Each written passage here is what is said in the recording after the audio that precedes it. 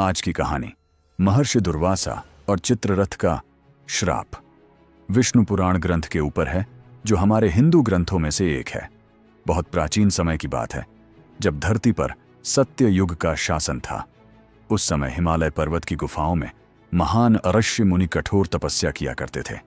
उन्हीं में से एक थे महर्षि दुर्वासा, जिनका तेज ऐसा था कि स्वयं देवता भी उनसे भयभीत रहते थे।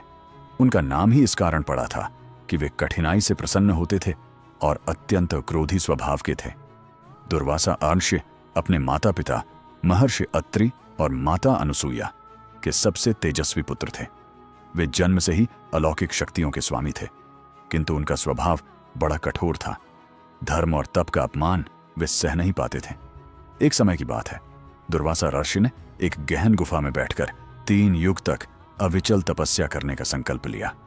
यह गुफा हिमालय पर्वत के उत्तरी शिखरों पर स्थित थी, जहां चारों ओर बर्फ से ढकी चोटियां थीं। आर्षि की तपस्या इतनी प्रचंड थी कि गुफा से दिव्य प्रकाश निकलता था।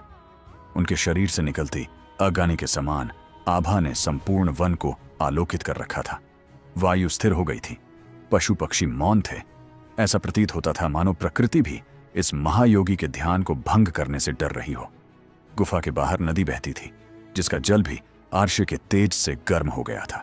उनके चारों ओर एक दिव्य आभा मंडल बना हुआ था। वे समाधि में लीन होकर भगवान शिव का ध्यान कर रहे थे। उसी समय देवताओं का प्रिय यक्ष राजकुमार चित्ररथ अपने दिव्य विमान पर स्वर्ग लोक से भ्रमण के लिए निकला।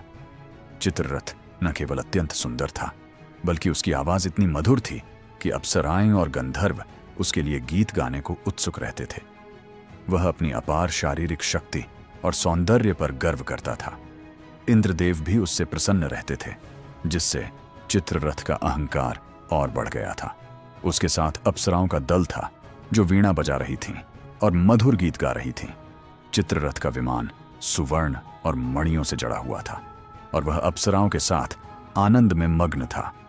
चित्ररथ के मन में तपस्वियों के प्रति सम्मान नहीं था। वह मानता था कि बल और ऐश्वर्य ही